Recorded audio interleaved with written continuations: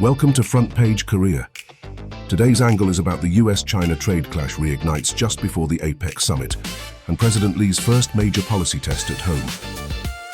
2 weeks before the APEC summit, the US and China are again trading blows. President Trump announced a 100% tariff on Chinese rare earth exports, escalating pressure after Beijing's export bans on critical tech materials. China struck back, warning Washington of discriminatory actions and pledging retaliatory countermeasures. At home, the Lee administration is also under pressure, facing its first parliamentary audit and planning new housing curbs to cool Korea's surging property prices. The Pyongyang Daily's main headline read, US-China trade retaliation ahead of APEC, warning of rising tension that could derail a Trump-Xi meeting.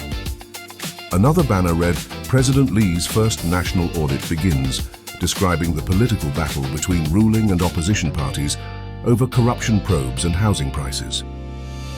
The Dong-A Ilbo mirrored the global view, but with caution. 100% tariff after rare earth ban. US-China tension re-escalates.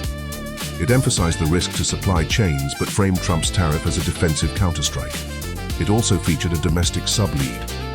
Lee government's third housing plan to be announced this week, focusing on inflation control and market stability.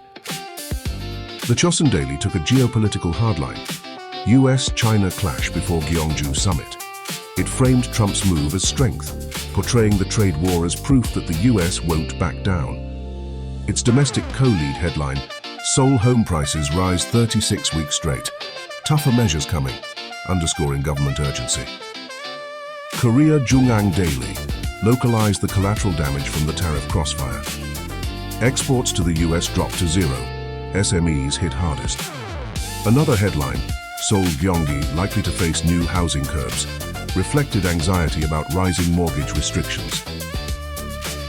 Hankyoreh went against the grain. It ran trade war reignites before APEC, criticizing US escalation, but also devoted a major slot to Cambodia job scam, 400 Koreans rescued. The piece exposed young Koreans lured into forced labor and abuse in Cambodia's cyber fraud compounds. As global clashes and domestic pressure grow, the question is, who's watching the people caught in between? Same news, different headlines. Please like and subscribe if you enjoyed our contents.